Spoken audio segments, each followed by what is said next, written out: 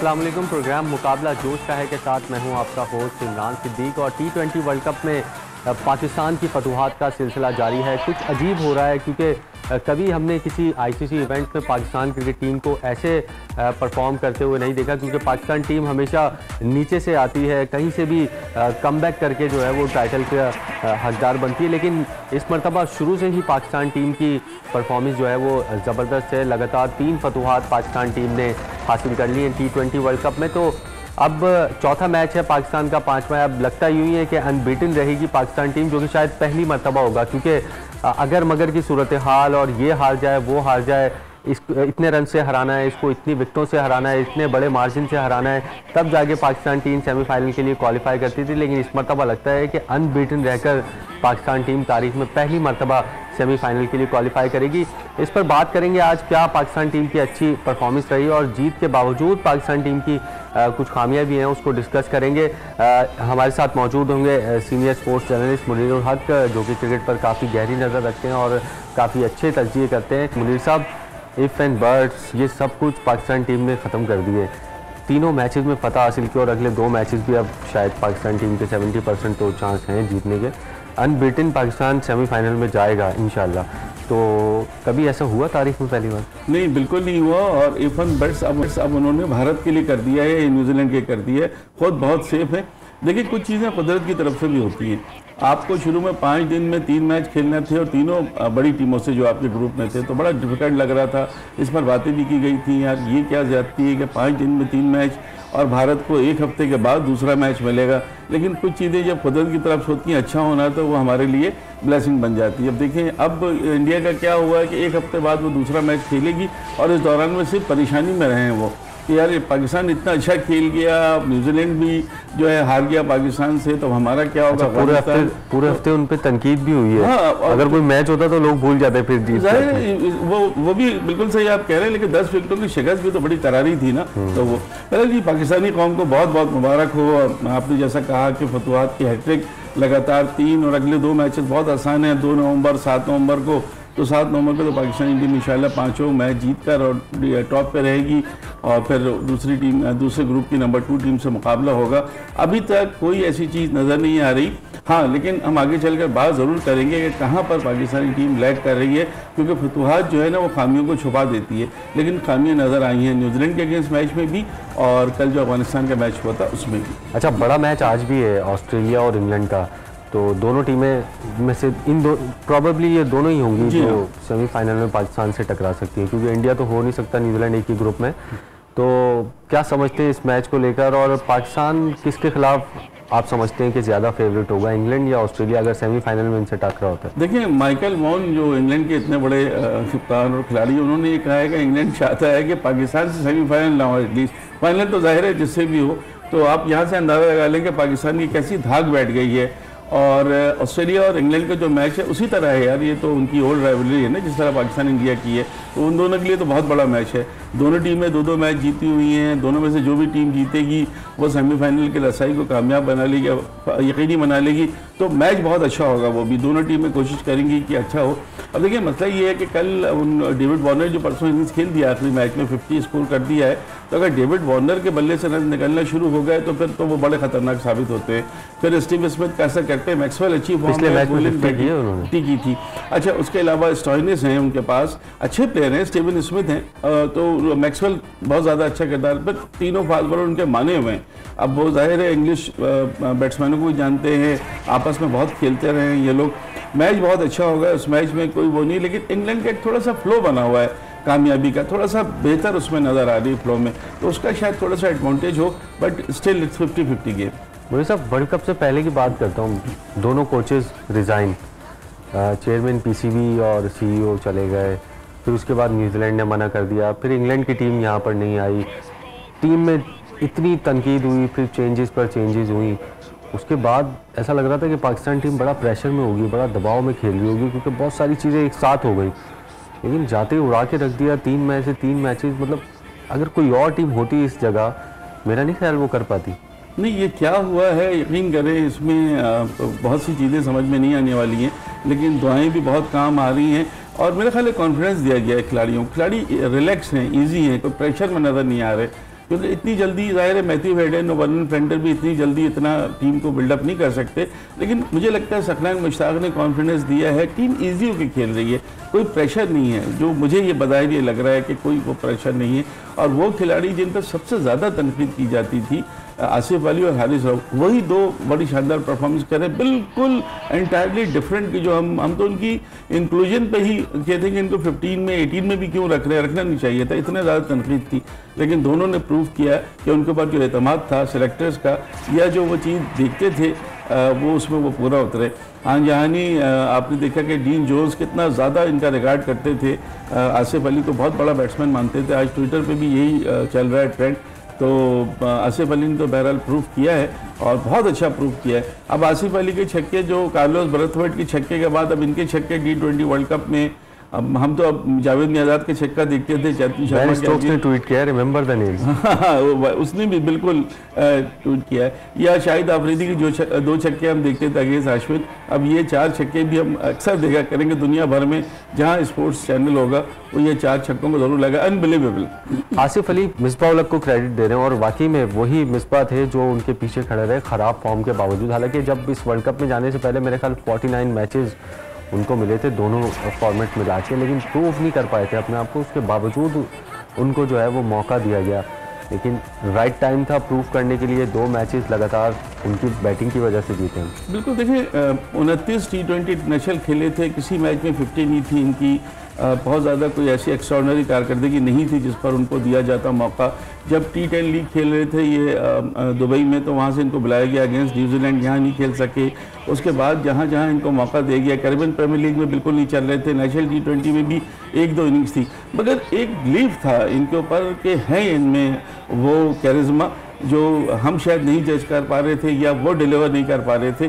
तो मिसबाह उल हक को अगर क्रेडिट दिया है उन्होंने तो बिल्कुल सही दिया है, जिसको भी क्रेडिट जाता है। देखिए apart from all the things, अगर क्रेडिट देते हैं, रिजवान ने ये क्रेडिट दिया था मिसबाह को कि उनको एज एन ओपनर उन्होंने कहा था कि तुम ओपन करो, खेलो, आज वो बेहतरीन ओपनर है। तो जो जिसके लिए करता है, इफ्तिखार अहमद को कितना चांस दिया है मिसबाह ने, अभी तो नेशनल T20 बहुत अच्छा खेले थे, अगर एक भी खिलाड़ी इधर उधर होता तो मेरे ख्याल इफ्तिखार अहमद को पाकिस्तानी टीम में शामिल कर लिया जाता। तो क्रेडिट अगर आपको जाता है तो बिल्कुल देना चाहिए। ये ज़रूर है कि कुछ खिलाड़ी उनके जब वो थे तो उनके दौर में नहीं कर पाए परफॉर्मेंस, अब कर रहे हैं, लेकिन अगर कर रहे हैं तो बहुत अच्छा कर रहे हैं। और तमाम नाक़दीन इंक्लूडिंग यू, मी, एवरीवन, कि जो सिर्फ उनके इंक्लूजन पर हंगामा जिन्होंने बर्पा किया हुआ था, अब वो कह रहे हैं कि नहीं यार, ये बंदा है कि जिसने हमें दोनों मैच जितवा दिए, अगेंस्ट न्यूजीलैंड भी और अगेंस्ट अफगानिस्तान भी, वरना दोनों match Pakistani team God forbid हार सकती थी, जो सिचुएशन हमें एक मौके पर नज़र आ रही थी। ये सब मिसबाह उल हक को क्रेडिट दिया और जाता भी है उनको क्रेडिट, लेकिन डीन जोन्स का नाम भूल गए। और दूसरा ये कि मिसबाह उल हक इफ्तिखार को भी बड़ा सपोर्ट करते हैं। बिल्कुल सही, नेशनल T20 में उनकी परफॉर्मेंस बड़ी ज़बरदस्त थी, तो क्या समझते हैं उनका भी फ्यूचर अच्छा है आगे? देखिए जिस तरह नेशनल T20 में खेला था इफ्तिखार ने, हम सब कह रहे थे कि अगर कोई होता है तो उनको नेक्स्ट अगर कोई ज़रूरत होती तो उन्हीं को लिया जाता टीम में, कोई भी प्लेयर हो। लेकिन तनकीद तो होती है और तामीरी तनकीद होती है, अपने आप को अपने बल्ले से, अपने बॉल से आपको मैदान में जवाब देना होता है। अब जैसा जवाब आसिफ अली ने दिया है अपने बल्ले से, जैसा जवाब हारिस रऊफ ने दिया है अपनी बॉलिंग से, उसके बाद तो जाहिर है सबके नाक़दीन की देखिए यही होता है तरीका। अगर आप नहीं खेल पाएंगे, 29 मैचेस में आप नहीं खेल पा रहे थे, कई खिलाड़ियों को मौका नहीं दिया जा रहा था, आपको ज़्यादा दिया जा रहा था, तो इस वजह से कहा गया। लेकिन जो आप में टैलेंट था, जो हमें नहीं आ रहा था, मिसबाह को नज़र आ रहा था, वो टैलेंट प्रूव हो गया। इस तरह हारिस रऊफ प्रैक्टिस मैचेस में भी उनकी पिटाई हो रही थी, उनको तो प्लेइंग 11 में खिलाने पर भी होता, लेकिन क्या ज़बरदस्त उन्होंने कम बैक किया है कि जिसका जितना भी उनको मुबारकबाद दी जाए, प्रेस किया जाए, कम होगा। हम बात कर रहे थे हारिस रऊफ की, एक डिफरेंट बॉलर नज़र आ रहे हैं वो वर्ल्ड कप में, और ज़बरदस्त परफॉर्मेंस का मुजाहरा भारत के ख़िलाफ़, न्यूजीलैंड के ख़िलाफ़ तो मैन ऑफ द मैच रहे वो, फिर अब अफगानिस्तान के ख़िलाफ़ भी अच्छी बॉलिंग की। पूरी साहब, इससे पहले वकार यूनुस बॉलिंग कोच थे, लगता है फ्लेंडर ने आके कोई जादू वादू किया है जिसकी टिप्स काम कर गई हैं हारिस रऊफ के ऊपर। मेरे ख्याल है हारिस रऊफ की अपनी मेहनत भी है, फ्लेंडर्स की भी है, कुछ दुआएं भी हैं, और जो मैंने पिछले प्रोग्राम में बात की थी कि अपनी गेंद को जज भी कर रहे हैं वो, कि क्या वजह है कि वो नहीं, बहुत मेहनत कर रहे हैं। स्पीड देखें, कल उन्होंने रिकॉर्ड बराबर किया T20 वर्ल्ड कप में, 153 की स्पीड से गेंद की, और हेनरिक नोकिया का रिकॉर्ड था उसको बराबर किया। तो बहुत स्पीड तो उनमें है। अब स्लोअर डिलीवरी पहली दफ़ा उन्होंने शुरू की है, कभी नहीं करते थे। तो कुछ चेंजेस ऐसी आई हैं जिन्होंने उनको बहुत अच्छे बॉलर किए। यही मैं आपसे को कहने वाला था कि जो स्लोअर वन कर रहे हैं वो उसकी वजह से काफ़ी बेहतरी आई है उनकी। बिल्कुल डिफरेंट, पहले वो करते नहीं थे, कभी नहीं करते थे। डेथ ओवर्स में उनकी अच्छी बॉलिंग रहती थी, लेकिन पिछले दिनों हमने देखा था कि जो प्रैक्टिस मैचेस हुए थे उसमें उनकी खासी पिटाई हुई थी। लेकिन जैसे ही सुपर 12 राउंड शुरू हुआ, बड़े डिफरेंट हाई रूप नजर आ रही है। पाकिस्तान क्रिकेट के लिए, पाकिस्तान की फास्ट बॉलिंग के लिए बहुत अच्छा है, पोटेंशियल बहुत है, यंग है, मेहनत करते हैं, जान मारते हैं, और उस पर अब उनको विकेटें भी मिल रही हैं। तो उससे अच्छी तो कोई चीज़ नहीं हो सकती। अच्छा मुनीर साहब, एक तो बात ये है कि हमने तीनों मैचेस में चेज किया है। दूसरी बात ये है कि पहले मैच में बहुत अच्छी आउट क्लास हमारी ओपनिंग रही, बेहतरीन परफॉर्मेंस की रिजवान और बाबर ने। लेकिन उसके बाद 134 147 रन पर आपकी नौबत यहाँ तक आ रही है अगर, तो फिर कहीं ना कहीं ख़राबी है जिसको हमें बड़े मैच से पहले सही करना होगा। देखिए बात यह है कि खामियां तो हैं, लेकिन इस वक्त आसिफ अली के छक्कों ने ना वो सबको भुला दिया है, लोग उसको नहीं देख रहे हैं। खामियां काफ़ी हैं। मुझे एक बात का जवाब दें इमरान कि अगर कल 19वें ओवर का आगाज़ हुआ था, पहली गेंद पर छक्का लगाने की बजाय अगर Asif Ali God forbid out हो जाते तो मैच आप नहीं जीत सकते थे। प्रेशर बहुत था उस वक्त। आई डोंट थिंक सो कि इमाद और हसन अली आते तो कुछ इस तरह का कैरिज्मा कर सकते थे, तो बहुत मुश्किल होती। बाबर आजम की जो विकेट गिरी थी बहुत गलत मौके पर आउट हुए थे, वहाँ पर मैच जो है आपका फंस गया था, बिल्कुल फंस गया था। ये तो बिल्कुल ही गैर मामूली बैटिंग की ना, जिसे जादुई बैटिंग कहते हैं, जिसने आपको ये कर दिया। वरना वहाँ पर आपकी बैटिंग लड़खाई थी। शोएब मलिक भी आउट हो गए थे, फिर बाबर शादाब आए थे, पहली गेंद मुझे देख रहे थे कि उनसे खेला नहीं जा रहा था, प्रेशर में लग रहे थे। ये तो अल्लाह का शुक्र है कि आसिफ अली ने वो करिश्मा कर दिया। यहाँ एक प्रॉब्लम। दूसरा, वहाँ देखें न्यूजीलैंड के अगेंस्ट भी आपका मैच फंस गया था। अगर यही आसिफ अली नहीं आते और इनको एक ओवर में 2 बैक टू बैक छक्के नहीं लगाते टीम साउदी के, तो मैच वहाँ पर आप प्रेशर में आ चुके थे। 31 गेंदों पर आई थिंक 48 रन चाहिए थे। उसके बाद फिर थोड़ा सा खेल हुआ, फिर आसिफ अली ने एक जो बड़ा ओवर पाकिस्तान को मिला तो वहाँ से जीता। तो 2 मैचेस तो आसिफ अली ने आपको जितवा दिए, लेकिन हर मैच देखो आसिफ अली नहीं जितवाएंगे। ये टीम कम्बिनेशन, टीम एफर्ट्स होता है, हर खिलाड़ी को खेलना पड़ेगा। मोहम्मद हफीज़ नहीं चल रहे हैं, अभी तक 2 इनिंग्स में उन्होंने सिर्फ 21 रन बनाए हैं, तो उनको देखना होगा। हसन अली की बॉलिंग बहुत ज़्यादा जवाल पजीर है। अभी 3 मैचेस में 11 ओवर में उन्होंने 108 रन दिए हैं, तो मतलब 10 का तकरीबन एवरेज पड़ रहा है उनका, अगर आप निकालते हैं पर ओवर। बहुत एक्सपेंसिव है। और हसन अली की वो फॉर्म भी नज़र नहीं आ रही। थोड़ा सा हसन अली के फिटनेस का इशू है या क्या है, वो हसन अली नहीं है जो मेहनत करने के बाद जब वापस आए थे तो वो चीज़ थी। तो यहाँ पाकिस्तान को थोड़ा सा देखना होगा कि क्या ऐसी वजह है कि 2 मैच सिर्फ आसिफ अली की वजह से हम जीते। अगर आसिफ अली, लेकिन वो तो पावर हिटर है ना, उनकी गेंद बाउंड्री के बाहर जाती है, बाउंड्री के अंदर भी बिल्कुल बाउंड्री लाइन पे भी कैच हो सकते हैं। क्रिकेट है, यू नेवर नो। तो उस सूरत में फिर बैकअप में आप क्या करेंगे, या मिडिल ऑर्डर ये मौका ही क्यों आपको दे रहे कि आप आसिफ अली। ये मेरा पॉइंट था कि चले 170-80 पे अगर बात हो ना तो फिर समझ में आती है। 134 पे और 147 पे अगर आसिफ अली मैच फिनिश कर रहा है तो फिर तो ऊपर कोई गड़बड़ है। बिल्कुल है, यही मैं कह रहा हूँ। और दूसरा, पाकिस्तान ने अभी तीनों मैचेस में चेस किया है। अब जो 2 मैचेस हैं रिलेटिवली इन 3 टीमों के मुकाबले में आसान है। तो मुझे लगता है कि सेमीफाइनल की प्रैक्टिस के लिए पाकिस्तान अगर टॉस जीतता भी है तो पहले बैटिंग करनी चाहिए, क्योंकि पता नहीं है आपको कि सेमीफाइनल में आप टॉस जीतें और फिर आपकी पहले बैटिंग आ जाए और आप बिल्कुल मतलब 5 मैचेस में आपने की ना और आप बिल्कुल घबरा जाएं और प्रेशर आ जाए। तो प्रैक्टिस पहले ही कर लेनी चाहिए इसकी। नहीं कर सकते हैं, बिल्कुल सही है। ये 2 मैचेस तो पाकिस्तान के लिए बहुत आसान है, और कल जो न्यूजीलैंड इंडिया का मैच हो जाएगा उसके बाद थोड़ा सा और चीज़ें क्लियर हो जाएंगी। तो मेरा ख्याल है पाकिस्तान टीम अगर टॉस जीतती है तो पहले बैटिंग करने में, इवन दोनों मैचों में पहले बैटिंग करने में कोई हर्ज नहीं है। इससे पाकिस्तान को थोड़ा सा, कल अफगान टीम ने हैरान किया है सबको। देखिए अफगानिस्तान की बैटिंग ले ली उन्होंने टॉस जीत के। वो पहले मैच में उन्होंने यही किया था अगेंस्ट स्कॉटलैंड, और उन्होंने देखें मैच को फंसाया। आप देखें कि उनके पास जो 3 स्पिनर्स है ना, मुजीबर रहमान, नबी और राशिद खान तो अनप्लेबल होते हैं। वो तो शोएब मलिक अपने एक्सपीरियंस पे उनकी छक्का भी लगा दिया, और थोड़ा सा महंगा गया, वरना आप देखेंगे उनको कोई नहीं खेल पा रहा था। बाबर आजम कहाँ खेल पा रहे थे उनको।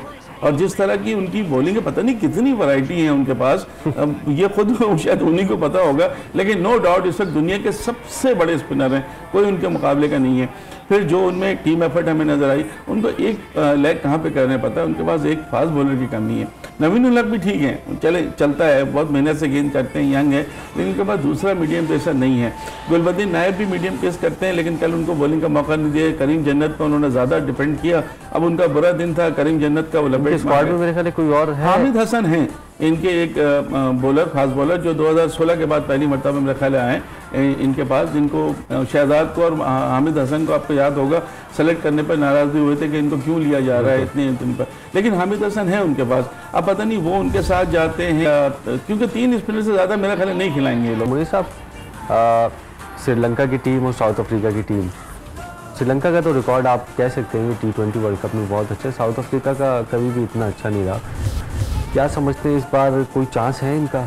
यार देखो, चांस तो हो सकता है, एशियन विकेट है, यूएई में खेल रहे हैं, इनके अगर स्पिनर्स चल गए तो वो हो सकता है। साउथ अफ्रीका की टीम भी कोई बहुत मजबूत नहीं है, लेकिन वो परफॉर्मेंस अभी कर रहे हैं। क्विंटन डिकॉक की भी वापसी हो जाएगी, वो भी आज का मैच खेलेंगे।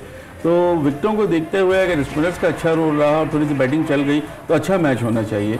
इसमें आपको बहुत ज़्यादा हम एडवांटेज नहीं दे सकते साउथ अफ्रीका को, बहुत है तो 55-45 in favour of south Africa कह सकते हैं, लेकिन चूँकि विकेट एशियन है और यूएई की विकेटें हैं और यहाँ फ़ायदा उठाकर श्रीलंका की टीम जीत भी सकती है। शाम में भी ज़बरदस्त मैच है और जो टीम जीतेगी वो तकरीबन पाकिस्तान की तरह सेमीफाइनल के लिए क्वालिफाई कर जाएगी, 80% आप कह सकते हैं।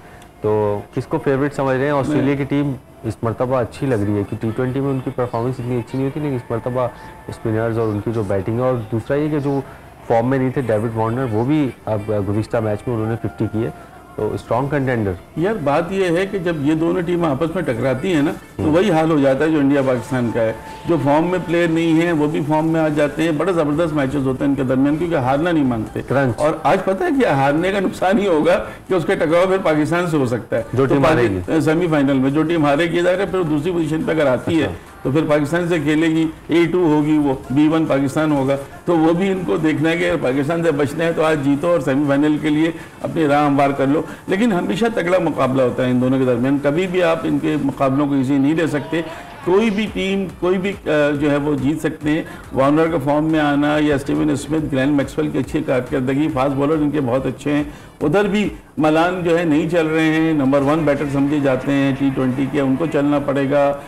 फिर उनके पास जेसन रॉय पिछले मैच में चले हैं, अगर चलते हैं तो खुद ऑन मॉर्गन का फॉर्म बड़ा अहम है, अगर इंग्लैंड के खिलाफ फॉर्म बहाल कर लेते हैं तो बहुत अच्छा मैच होना चाहिए। कल जो नजरें सबकी जिस मैच पर है वो है कल इंग्लैंड, न्यूजीलैंड और भारत के दरमियान। एक समझ लें आप, एक वर्चुअल क्वार्टर फाइनल हो गया है वो, और जो टीम जीतेगी उसकी जो है राह हमवार हो जाएगी और जो हारेगी मजीद मुश्किलात में दो चार हो जाएगी। तो क्या समझते हैं, भारत की टीम में कोई चेंजेस आपको लग रही हैं? और न्यूजीलैंड को भी आपने पाकिस्तान के खिलाफ खेलते हुए देखा, उनमें कहाँ पर आपको वीकनेस नजर आई?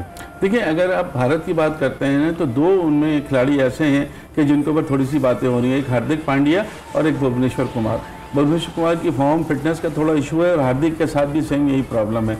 लेकिन पिछले 1 हफ्ते से मैं देख रहा हूँ कि हार्दिक पर बड़ी मेहनत की जा रही है। खबरें यह आ रही है कि हार्दिक मुकम्मल फिट हैं और बॉलिंग भी कर रहे हैं। तो अगर इस तरह की चीज़ है तो फिर तो एक्स फैक्टर के तौर पर होते हैं वो, और उनको खिलाया जाएगा। भुवनेश्वर की जगह शार्दुल ठाकुर आते हैं, यानी ये हमें देखना होगा। ये 2 चेंजेस अगर होंगी, एक आध चेंज तो ये हो सकती हैं, अदरवाइज तो इतना चेंज नहीं है, क्योंकि इंडिया को भी पता है कि 1 हफ्ते का रेस्ट मिल गया है, अब डू और डाई गेम है, उनको जीतना है। न्यूजीलैंड टीम जिस तरह पाकिस्तान के खिलाफ खेला था यहाँ के विकेटों पर, वो तो क्रेडिट उनको जाता है। केन विलियमसन बैड लक रही थी उनकी कि रन आउट हो गए थे, वरना 15-20 रन और जोड़ जाते हो पाकिस्तान के खिलाफ।